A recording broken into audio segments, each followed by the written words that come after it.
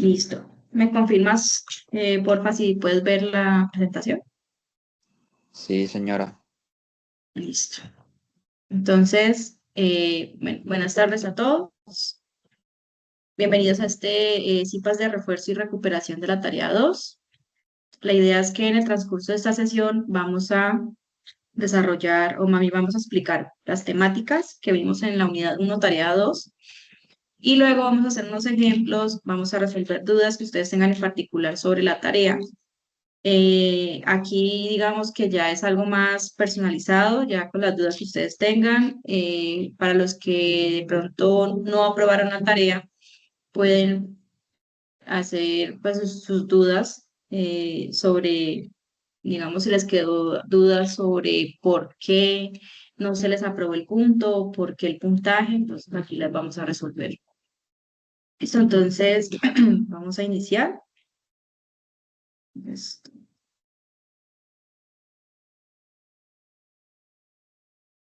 listo. Listo, vamos entonces a iniciar con la primera temática, que es las leyes de inferencia, pero la lógica proposicional, ¿no? Lo que son las proposiciones simples. Entonces, tenemos que las proposiciones simples son proposiciones que siempre son afirmativas, se denotan con letras en minúscula y siempre contienen una sola idea. Es decir, yo las proposiciones no las puedo dividir en varias ideas. Entonces debe tener un sujeto, un verbo y un predicado. Entonces, estos ejemplos que tengo aquí, las proposiciones P, Q y R, son proposiciones simples que son adecuadamente escritas, redactadas, ¿sí? Entonces, por ejemplo, Sofía domina la técnica vocal con facilidad, Sofía controla adecuadamente la respiración y Sofía utiliza correctamente la resonancia. Entonces, aquí se entiende que el sujeto es Sofía en la proposición R, aunque yo no lo aunque yo no lo escriba explícitamente, entonces se entiende que el sujeto es Sofía. Eh, y para el lenguaje simbólico, entonces tenemos un lenguaje compuesto por símbolos matemáticos, en este caso serían los símbolos de los conectores lógicos y las proposiciones. ¿Listo? Entonces está conformado por los conectores y las proposiciones simples. Y para poder escribir adecuadamente esta expresión simbólica, yo debo tener en cuenta que los conectores tienen jerarquías. Es decir, yo voy a iniciar las operaciones dependiendo de la jerarquía. Entonces, ¿esto qué quiere decir? Que primero se va a iniciar con el conector de negación, luego con el conector de conjunción, luego disyunción, luego condicional y luego bicondicional. Esto es para poder saber qué operaciones debo agrupar entre paréntesis.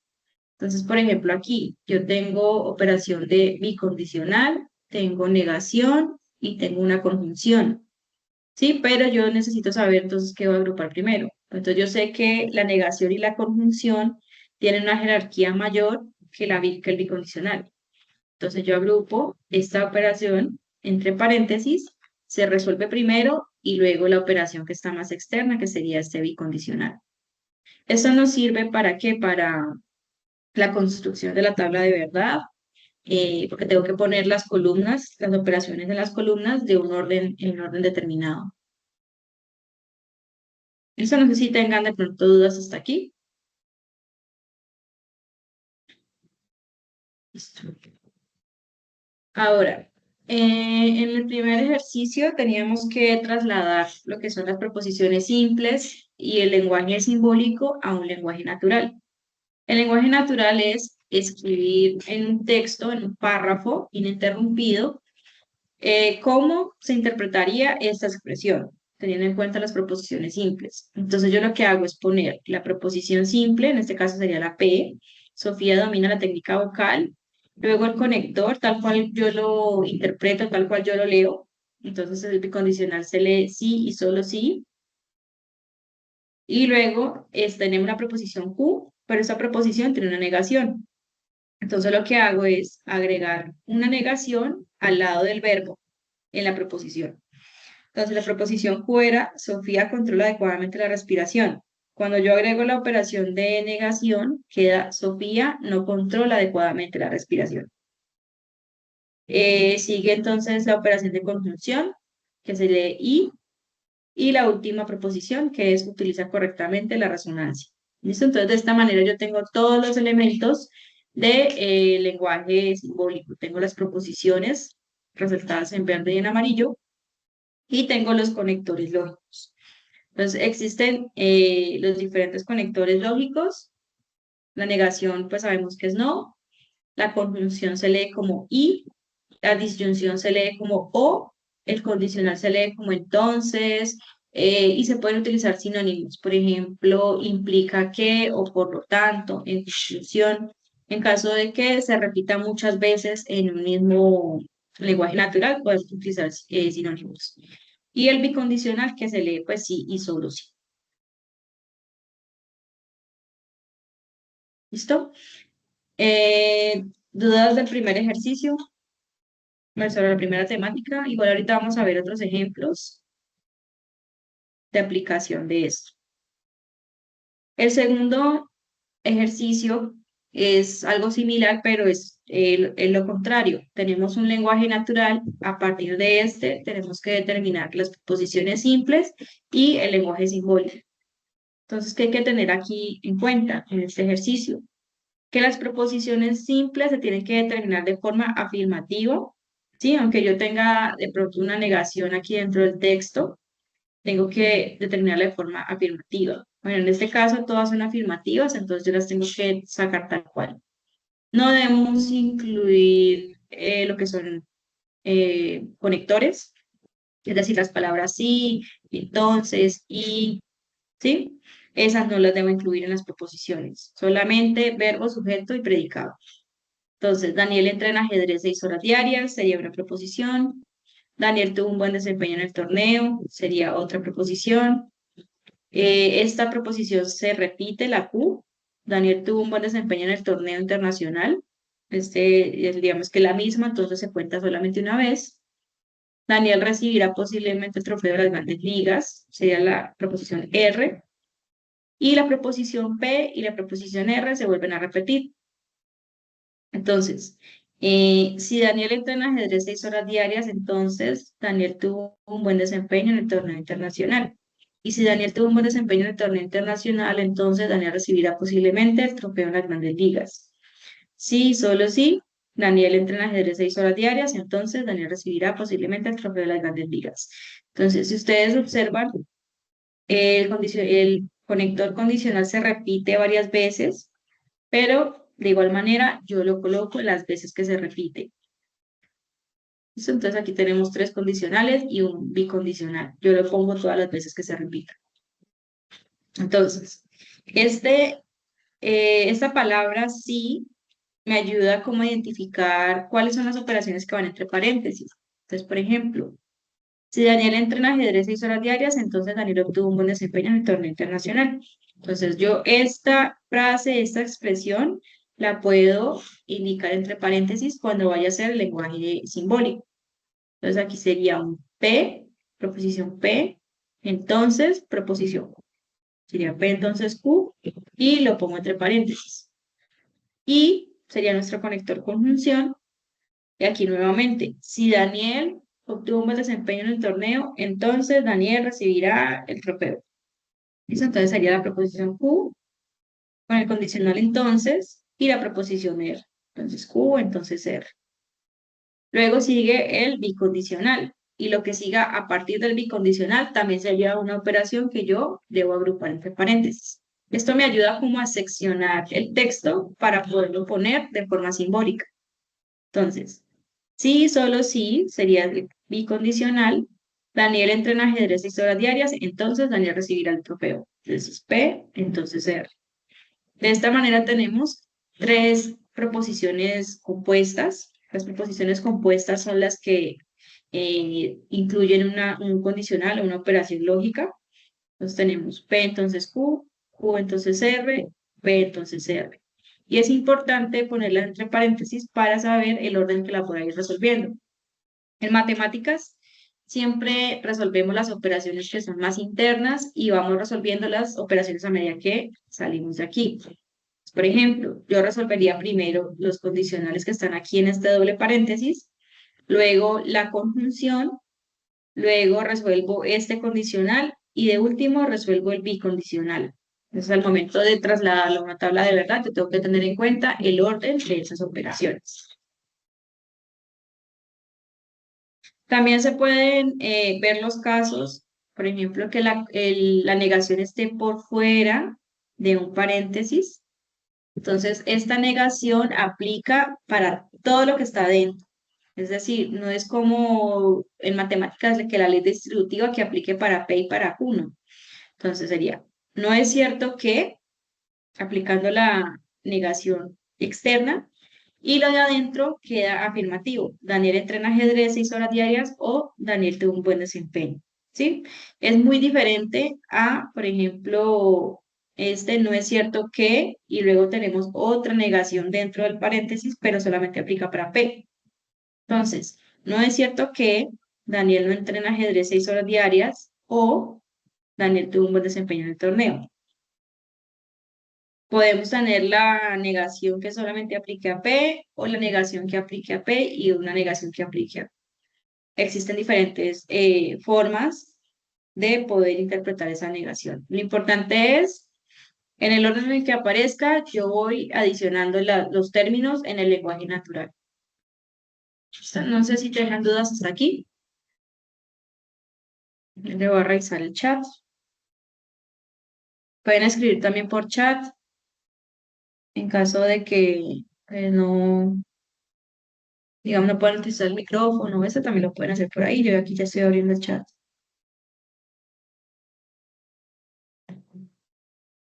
Listo. Entonces, hubo, digamos que de estos puntos varios fallaron porque lo que hicieron fue la determinación de las proposiciones de manera errónea. Entonces, por ejemplo, les voy aquí a poner un ejemplo. Voy a agregar aquí una negación.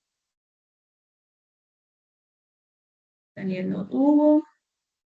Entonces, esta proposición Q, si ustedes la ven en el lenguaje natural es o sea, es una negación, pero yo la proposición la dejo igual afirmativo, tuvo un buen desempeño. Entonces, ¿qué hago yo con esta negación? La debo adicionar o la debo tener en cuenta más bien, es en el lenguaje simbólico. Entonces aquí, Daniel no tuvo un buen desempeño, sería la proposición Q. Entonces yo lo que hago es adicionar aquí. P, entonces no Q. Pero las proposiciones las dejo afirmativas tal cual. Eso es para cualquier caso. ¿Listo? Entonces ahora vamos a ver, si no hay dudas al respecto sobre las proposiciones, vamos a ver lo que son lo de las tablas de verdad.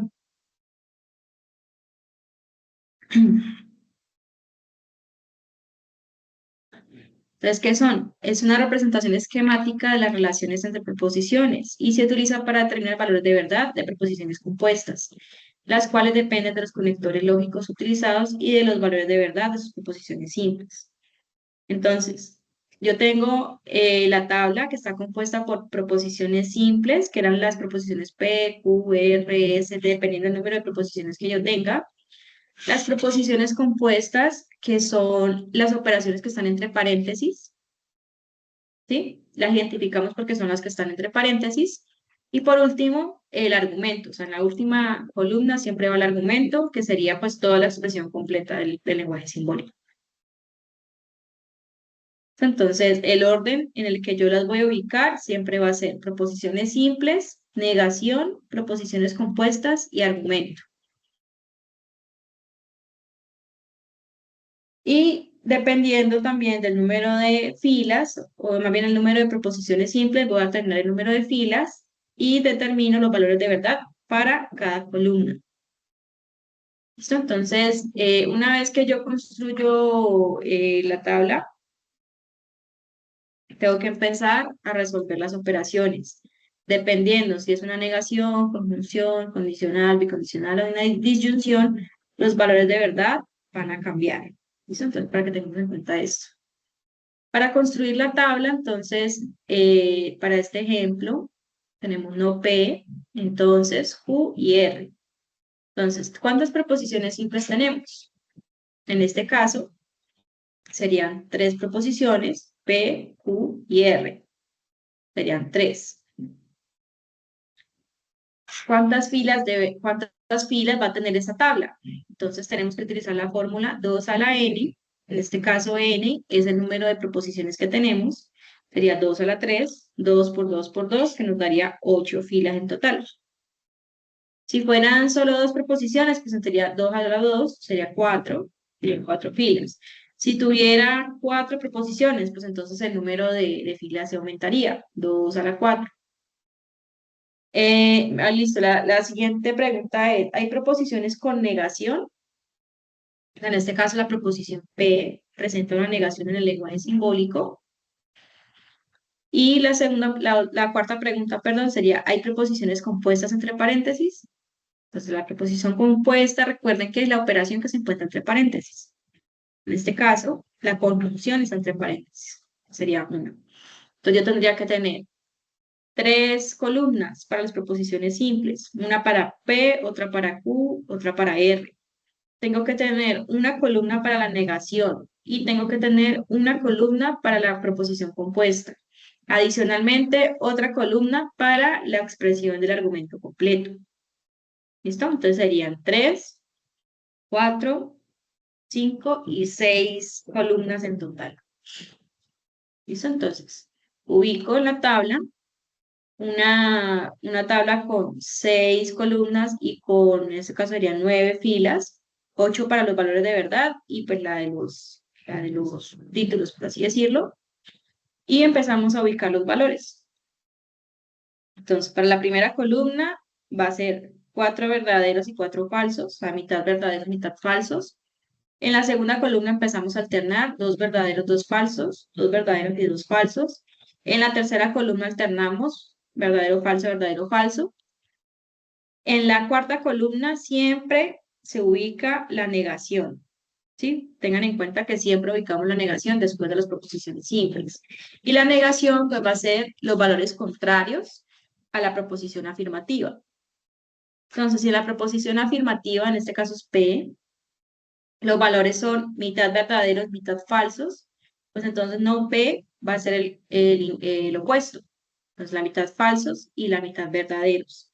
Entonces hasta aquí estarían las primeras cuatro columnas de la tabla. Ahora, la preposición compuesta nos dice que es una conjunción.